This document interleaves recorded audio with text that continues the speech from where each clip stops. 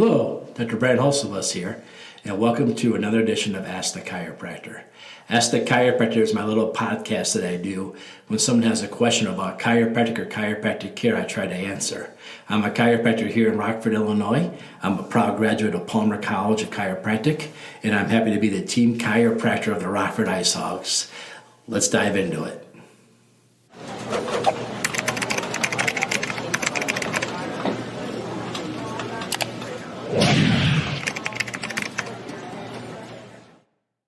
Well, hi, and welcome to another episode of Ask the Chiropractor. Today, I want to kind of go back to how this whole thing started, me doing this podcast.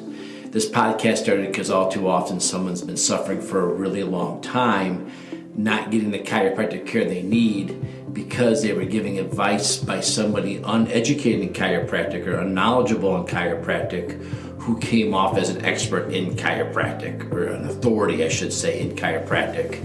What do I mean by that is basically they asked their physical therapist, they asked their family doctor, they asked their orthopedic doctor, they asked a nurse, they asked somebody in the medical healthcare system whether or not chiropractic could help them, and they were giving the wrong information because they asked somebody, this person they asked has no background knowledge or education in chiropractic. Rather, they have an education in, like I said, physical therapy or something else, but yet they gave an answer and that answer was incorrect. And that allowed this patient to continue to suffer longer than they needed to or they should have had they just been given the correct advice in the first time, which should be simply, you should ask a chiropractor that question. Here's a couple of chiropractors I recommend. Here are chiropractors that I've heard good things about for my patients. That would be the correct answer. That's the answer when you ask me for a name of an ear, nose, throat doctor, when you ask me a question about your teeth, that's the way we answer it here. We don't try to say, oh, well, I'm a chiropractor. Let me tell you about gingivitis. That's not what we do. We would tell you this is a couple dentists that we know that we trust, and this is who I would ask. That's the more appropriate way to go about it. Now, for some reason, in our field, everyone thinks they should answer for you rather than refer you to a chiropractor they know and reputable. First, let's talk about how do you find a reputable chiropractor. Well, one, your doctor should know a few. Just like I know a whole bunch of internists, I know a whole bunch of ear, nose, throat doctors, I know a whole bunch of orthopedic surgeons, I know a lot of things, and I know who to refer you to, who I work well with. Now, if your medical doctor has no idea of any of the chiropractors in your area, you're still struggling to find a chiropractor that you can know and trust, I would then go to the state associations. Like here in Illinois, we have the Illinois Prairie State Chiropractic Association. Usually members of that organization, they're not in that organization because they're questionable ethics because they wouldn't be allowed to be in the organization. Normally they're in those organizations because they're people that we want to have in the organization. So, with that being said, if I had a question about chiropractic, I would then go to the state association. Otherwise, you can look for a reputable school. Like myself, I'm a Palmer graduate. You go to their site and you can find alumni that they work with in their area. In the school, if they find that these alumni are good, like myself, we have student interns here. We call them preceptors. If we have preceptors here, then the school knows that I'm good enough to be trusted with their students to help their education. I surely must be good enough to take care of you, reputable to take care of you. And lastly, our national association. I'm in the International Chiropractic Association. I am the state rep of the association. I'm on different boards and committees, those things too. And another good way to do it too, we're the team chiropractor for the pro team here in Rockford, the Rockford Ice Hogs. And we went through a vetting process with them to make sure that we were good chiropractors. Otherwise, they wouldn't go around their $1 million players taking care of them if we didn't know what we were doing. So those are ways to find reputable chiropractors in your area.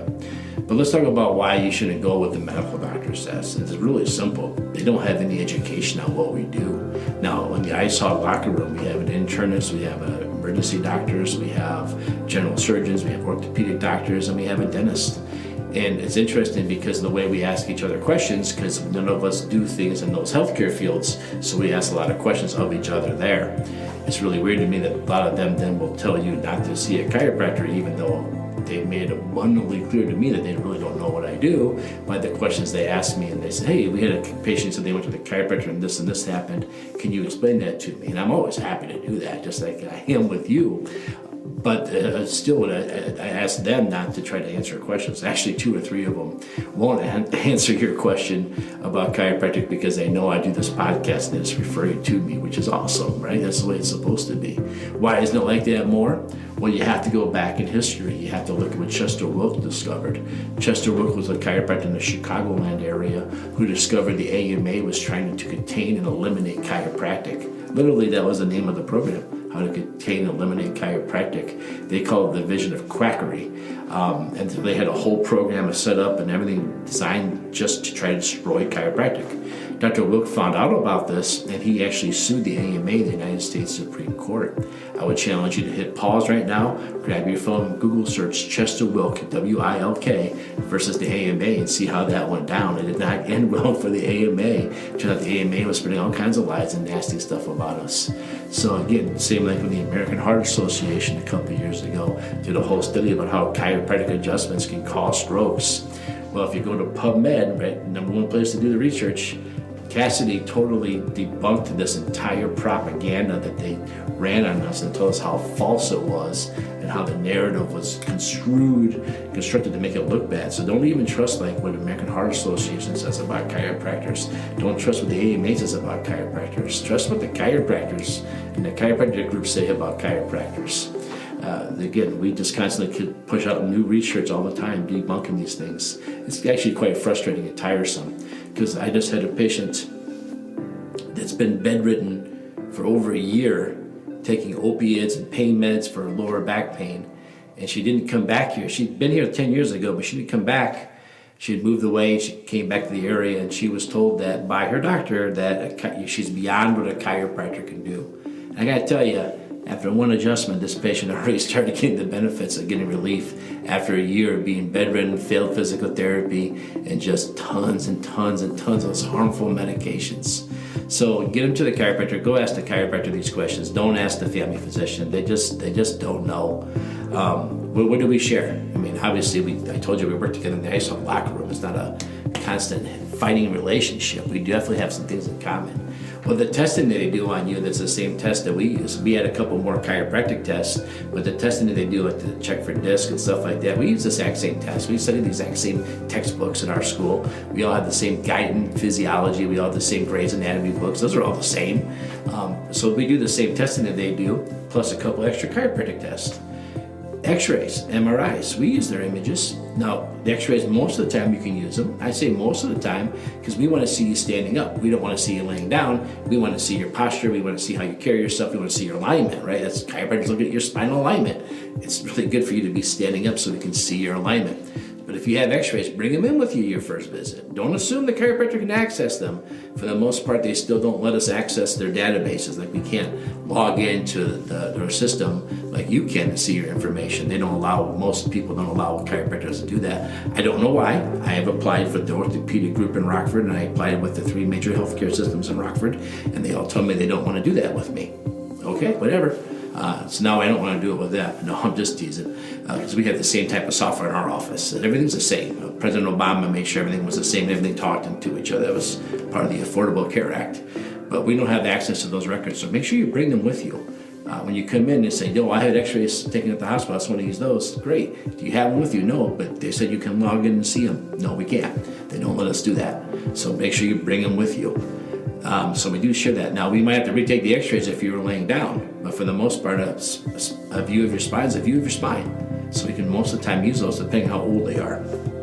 So we do work together. I don't want this to come off as medicine and chiropractors don't work together. I have the attitudes I would never see a medical doctor who wouldn't tell me to go see my chiropractor or say bad things about a chiropractor. I would also never see a chiropractor who says bad things about medical doctors because they all serve their purpose.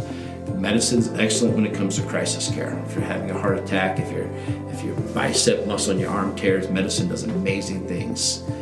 But chiropractic, just like physical therapy, just like strength conditioning, just like mental health, we're more about long-term maintaining and keeping it going. Medicine's not as good at those areas. And my medical friends agree with me.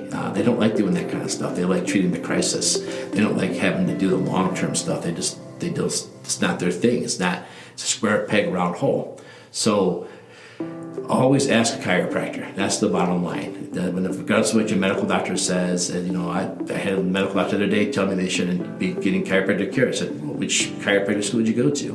And they said, we don't know, but we can't do those things that we see on the internet on your hip.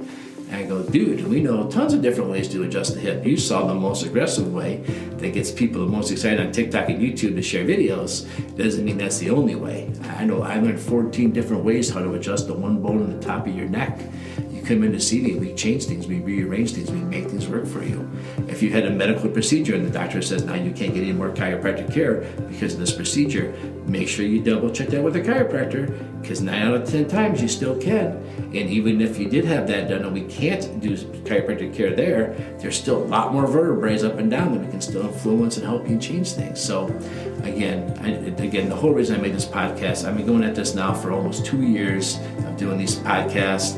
When people have a question, ask the chiropractor. This is the main reason. And every once in a while I like to come back and rehash the main reason the podcast exists. So trying to stay positive here at the new year, trying to hopefully increase more communication. I love the fact that some of my medical friends in my city will email me questions about patients. They will say, hey, the patient asked me about this and this. This is what they have. Do you think you might be able to help them? That's what it's supposed to be. And I do the same thing. I send people to places and I say, hey, they have a neck issue. Their shoulder's been bothering them a long time. I know the nerves in the neck go into the shoulder. I've been adjusting the neck now for about a month and we're not getting any improvement in the shoulder. Can you verify nothing we're missing in the shoulder? They'll look at the shoulder and they'll tell me the shoulder has this and this. And I say, great. I'll talk to the physical therapist. I'll talk to the surgeon. We'll restructure the chiropractic care around all that. And the patient wins. That's the bottom line. The patient wins. That's always what we're striving for. So there you have it. Always ask the chiropractor questions about chiropractic.